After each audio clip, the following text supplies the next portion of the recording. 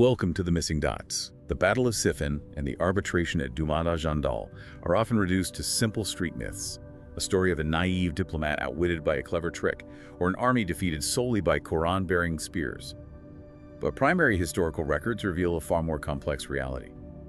At the Missing Dots, we execute a cold forensic audit on 37 AH. We analyze the strict constitutional treaty of the arbitration, the genuine geopolitical stalemate between Kufa and Damascus, and how exaggerated chroniclers rewrote this history for centuries. Subscribe to the Missing Dots and discover the real politic behind Siffin. You know, just sitting here in this courtyard, it's so quiet. The breeze, the stillness after prayer. It's honestly a bit difficult to reconcile this kind of peace with the sheer scale of the history in those sources our listeners sent over. It really is. And, I want to speak directly to the person who shared this incredible stack of research with us. Yeah. You asked us to look past the usual folklore. In reading through your notes, the first thing that struck me is how much we tend to romanticize the first century of Islamic history. Oh, absolutely. We treat it like a stage play or something. But these were real people dealing with mud, exhaustion, and actual physical limits. Right, and that is exactly where the traditional narrative begins to break down. We get so caught up in the theology or the famous personalities that we completely ignore the geography. Yes, the actual terrain. Exactly. Siffin wasn't just some conceptual space.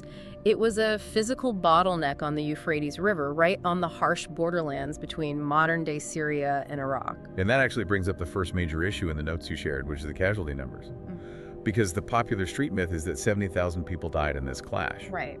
But reading through the military logistics you provided, I started doing the mental math, and it doesn't add up at all. No, it fundamentally contradicts the capacity of a 7th century supply chain. Right. Think about what it actually takes to keep just one person alive in a desert borderland. You need water, you need grain. Now multiply that by 2 massive armies, plus their horses, plus the baggage trains, and they were out there skirmishing for over 100 days. Yeah. You simply cannot sustain the kind of population density required to produce 70,000 casualties. I was trying to picture it, and it would be like forcing the population of a modern sports stadium to camp in the wilderness for 3 months. Without a modern highway system. Exactly, or refrigeration. I mean, the horses alone would drink the immediate area dry in a week. Yeah, the logistics of foraging for that many animals is just staggering. 7th century armies relied on very, very delicate networks of local tribute and supply lines. Right. So if you look at the demographic capacity of Kufa and Damascus at the time, modern forensic historians, many of whom are actually cited in these very notes, place the total casualties in the low thousands. Okay, wow. Yeah, the 70,000 figure is a deliberate inflation. So, where does that massive number come from then? Because it's everywhere. It comes from much later chroniclers, people like Abu Miknaf in Kufa, who were writing generations after the fact. Okay, I see. They wanted to emphasize the apocalyptic tragedy of the Civil War. So in their minds, the bigger the number, the greater the sorrow. It was a political, literary device, not a literal body count. That makes a lot of sense.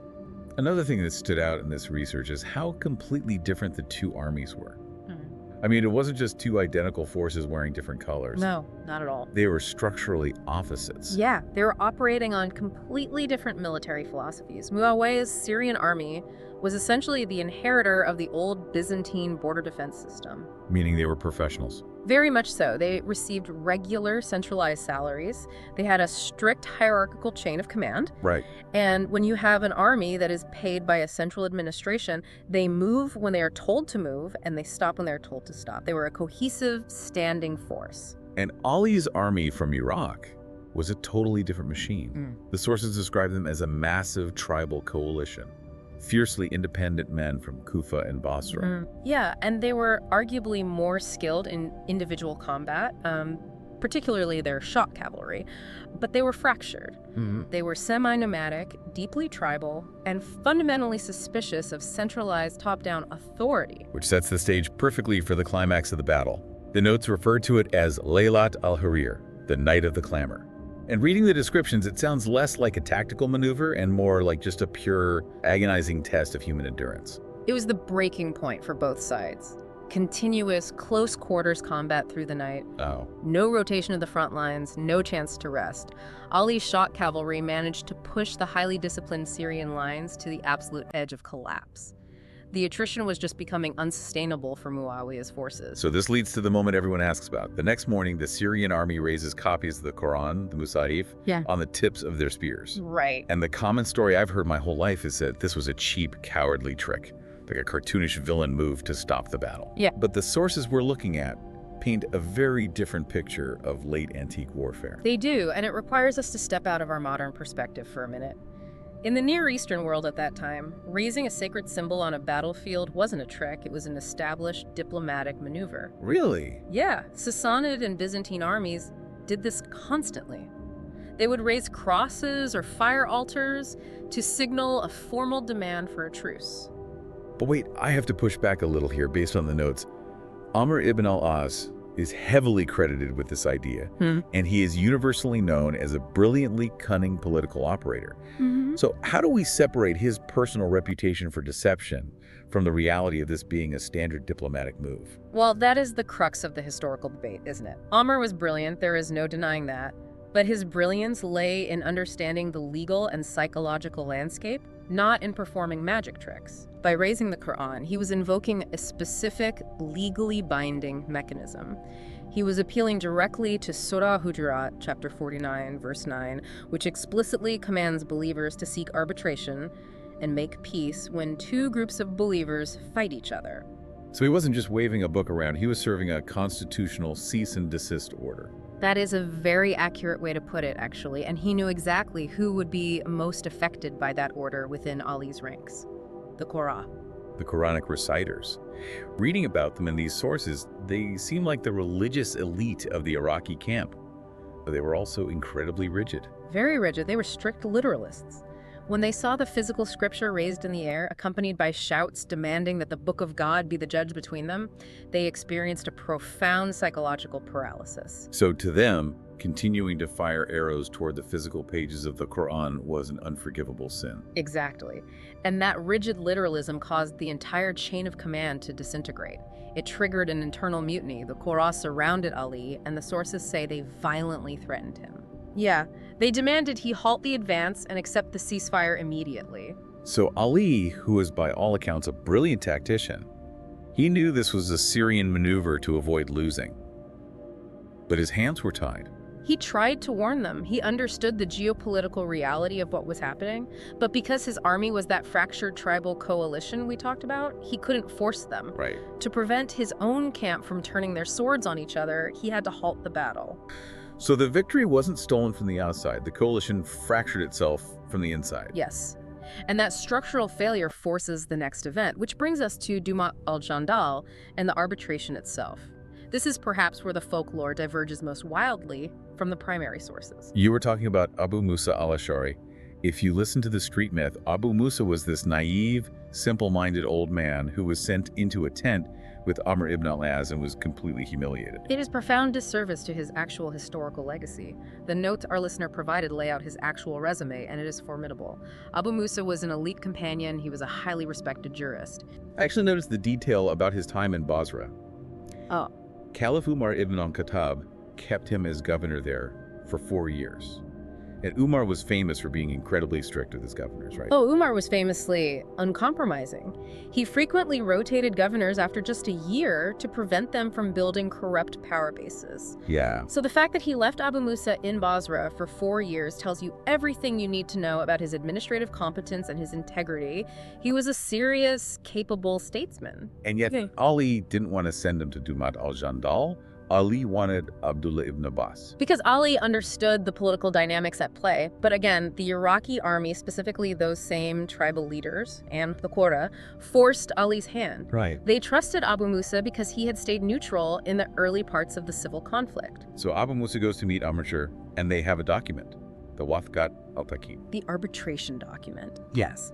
It is crucial to understand that this was a strict, pre-signed constitutional treaty. They weren't just making up the rules as they went along. The treaty bound both men to judge according to the Quran and the Sunnah, and to find a resolution that would prevent further bloodshed. And according to the primary sources here, They actually reached an agreement behind closed doors. They agreed to depose both Ali and Muawiyah. Yes. From a legal and constitutional standpoint, it was a very sound resolution. The logic was clear. Remove both competing power centers, step back, and allow a neutral shura council, the elders of the community, to elect a new unified leader. That makes sense. And Abu Musa acted in perfect good faith on that agreement. Right, he stepped out publicly and announced a deposition of his leader, Ali. He honored his end of the treaty. But Amr exploited the sequential nature of their public announcements. When it was his turn to speak, instead of deposing Muawiyah as agreed, he confirmed him. See, that sounds exactly like the trick the folklore talks about. Well, it was certainly a breach of the spirit of their closed-door agreement, but the forensic analysis in these sources asks a much more important question. Even if Amr had honored the agreement and publicly deposed Muawiyah, would it have actually changed anything on the ground? Reading through the geopolitical situation of Syria at the time, I don't think it would have. It wouldn't have, because Syria was already functioning as an entirely independent state. Right. Muawiyah had his own tax base. Yeah. The revenues of the Levant weren't being sent to Medina or Kufa anymore. He had his own finances, his own standing army, and the absolute loyalty of the Syrian tribal confederations. If Amr had stood up and declared Muawiyah deposed, the Syrian military simply would have ignored him. Because there was no mechanism to enforce the ruling. Exactly. So it's not that Abu Musa wasn't smart. It's like modern international law.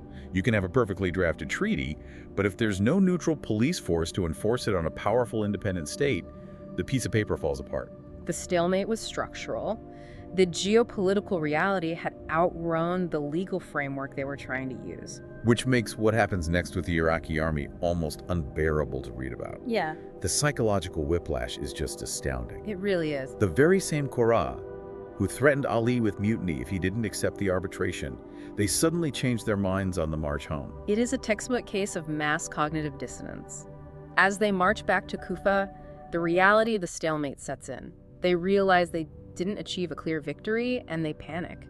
Yeah. They need a way to absolve themselves of the political failure they caused. So they just invent a new theology on the spot. They do. They suddenly declare that accepting human arbitration in a matter of divine sovereignty is an act of kufra, open disbelief. They adopt the slogan, La hukma illa lillah, no judgment but Allah's.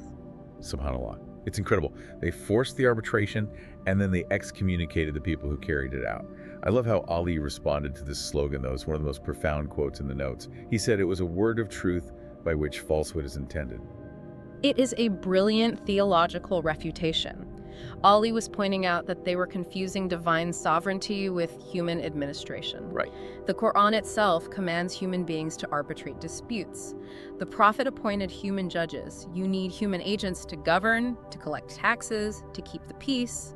You cannot just shout, God is the judge, and expect a state to function. But they were completely immune to that logic. Rational argument cannot penetrate that specific kind of radicalized literalism. They seceded entirely. They became the Khawarij.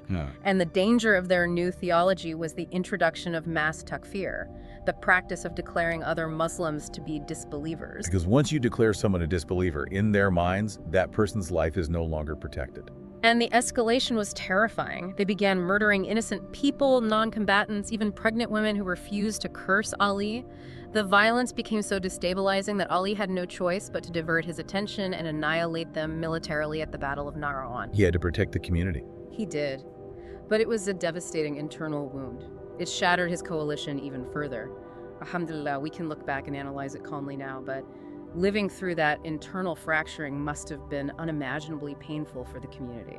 And it changed the entire structural trajectory of the Islamic world. The notes you shared call this the shift from shura to mulk, from a consultative system to a dynastic monarchy. We often view that shift purely through the lens of personal ambition or moral failing. But again, the forensic history shows us it was a mechanical inevitability. Because of that frozen dual power system. Yeah. By keeping the Syrian tax revenues and building his own bureaucracy, the Diwan, Muawiyah was essentially starving the central government while building an imperial infrastructure. Right. He established independent postal networks. He maintained that salaried standing army. He was building the mechanics of an empire. So you reach a point where the old system of shura, where a council of elders gathers in Medina to elect a leader by consensus, is just physically impossible. You can't have a consensus in Medina when all the administrative power and military might is locked away in Damascus. The geography was too vast and the administrative split was too deep. The system of consultation naturally collapsed under the weight of that reality, giving way to mulk, hereditary monarchy, when Muawiyah designated his son Yazid. Looking at all of this, the sheer logistical impossibility of the casualty numbers, the reality of the Syrian army, the tragedy of the Khawarij, the mechanics are so clear in these primary sources. Why did the street myths survive? Why do we still talk about the foolish Abu Musa and the cartoonish tricks? You have to look at who controlled the historical narrative in the centuries that followed. Much of what we read about Siffin was consolidated during the Abbasid era. Right, the dynasty that overthrew the Umayyads. Exactly. And the Abbasids had a vested political interest in portraying the Umayyad dynasty as entirely illegitimate, manipulative usurpers. But something else happened during the Abbasid era that completely changed the game. The introduction of affordable paper. Later changed the history. It allowed for an explosion of written material. Between 750 and 950 CE, historians produced at least 21 different monographs solely focused on the Battle of Siffin. Wow. When you can produce texts that cheaply and widely, you can standardize a narrative. You essentially build an exaggeration factory. Yes, they amplified the casualty figures to make the Umayyads look exceptionally bloodthirsty, and they leaned heavily into the trick narrative because it was emotionally satisfying. Right. It is much easier for later Iraqi historians to say, our noble ancestors were cheated by a cunning villain and a naive diplomat, than to admit our coalition collapsed because of our own internal religious extremism and a structural geopolitical failure. It gave them a scapegoat. It provided emotional comfort over historical accuracy. You know, sitting here thinking about that, reading through these sources our listener provided, makes me think about the medium itself. If the introduction of cheap paper in the 8th century was enough to allow chroniclers to completely overwrite the logistical reality of a civil war with an emotional myth, it raises a really uncomfortable question about our own time. How do you mean? Well, if paper could lock in an exaggerated narrative for 1,000 years, what is the speed and scale of the internet doing to us right now? Oh, that's a good point. We are drowning in information, but we still gravitate toward the emotional, cartoonish narratives. The heroes, the villains, the simple tricks. It makes you wonder what future historians will have to strip away when they execute a forensic audit on our era. That is a profound thought. We assume more data equals more truth, but often it just means we build our exaggeration factories faster. Human nature hasn't changed, only the tools have. To rebuild your mental peace and legacy today, give charity, sponsor a student, and plant a tree. May Allah grant us success. Don't forget to grow. Come on, let's go. Don't forget to follow this channel, The Missing Dots. Thank you.